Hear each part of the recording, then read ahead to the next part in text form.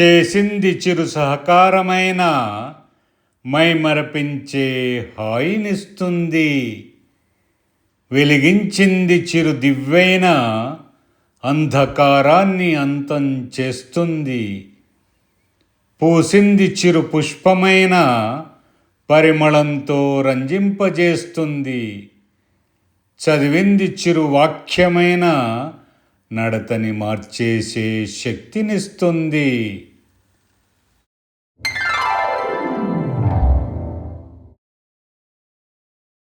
మెరుపులా వచ్చే ఆవేశం నిప్పును ఆర్పేస్తేనే ప్రశాంతత వర్షం కురిసేది.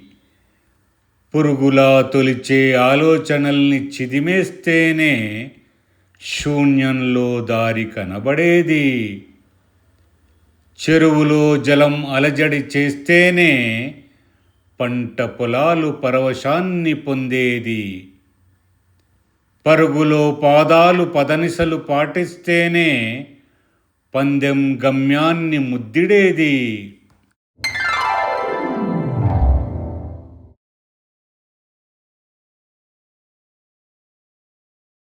మట్టిలా మలినాల్ని గర్భంలో జీర్ణించుకోవడం నేర్చుకోవాలి.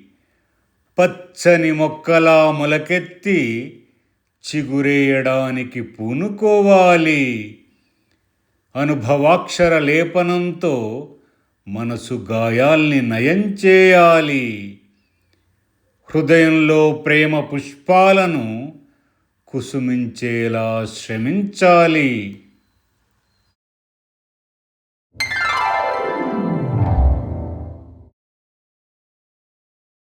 కోపంలో మాట పెకలక మూకీ చిత్ర సంభాషణల్లా మారిపోవాలని, రాట్నం వడికిన నూలుతో వేడిని లోబరుచుకునే బట్టను నేయాలని, ధూపంతో మదిలో పేరుకున్న చెడును సమూలంగా చెరిపేయాలని, ఎండ తాపంతో తడారిపోయిన జీవజలాలకు నీరునందించాలని,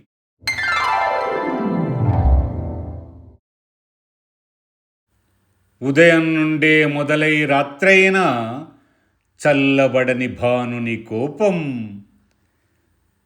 చెట్టేమో ఎండలో నిలబడి చల్లని నీడనిస్తూనే ఉంది నిత్యం. పక్షులన్నీ అలసిన చెట్లకిస్తున్నాయి కిచకిచల ఉపశమనం. పచ్చని రక్తం మరిగిన మనిషి గొడ్డలితో చూపేను ప్రతాపం.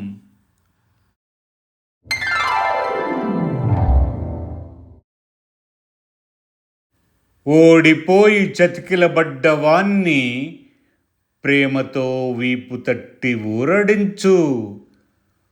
తోడులేని చీకటి భయానికి వెలుతురు దృశ్యాన్ని చూపించు. వాలిపోయి నిలబడలేని వయస్సును గౌరవంతో ఆదరించు. నీడలేని నిరాశ్రయ జీవులకు చెట్టు ఛాయై ఊతాన్నందించు.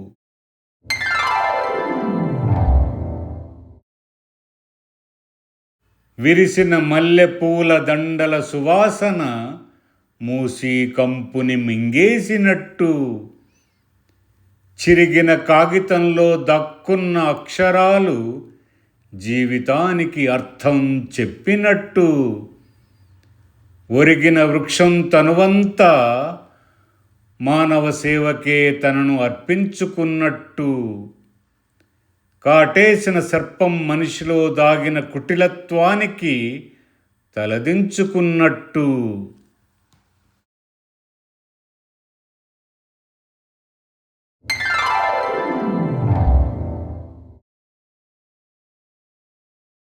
కృంగిపోక కృషి చేయుటే విరిగిన కొమ్మ చిగురేసే తత్వం.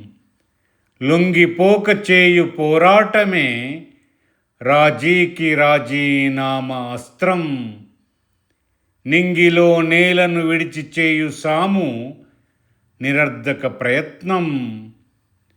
మట్టిలో విత్తిన గింజ మొలకనే శ్రమ సాహిత్యపు అంశం.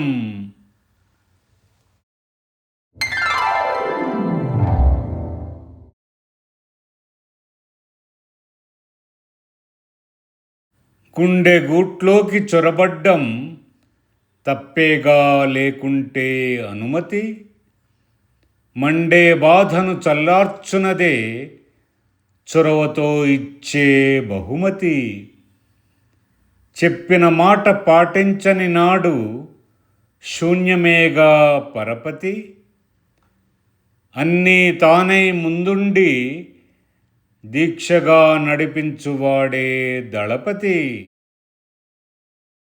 నా మాట వింటూ ఈ వీడియోని వీక్షించిన అభిమానులందరకు నా వినమ్ర ధన్యవాదాలు. ఈ వీడియో నచ్చితే లైక్ చేయండి, షేర్ చేయండి. మరి మీ అమూల్యమైన అభిప్రాయాలను కామెంట్స్ రూపంలో తప్పకుండా రాయండి. అలాగే ఛానల్ను సబ్స్క్రైబ్ చేయటం మాత్రం మరవకండి. సర్వదా మీ అందరి క్షేమం కోరుకునే దాసరి నాగభూషణం.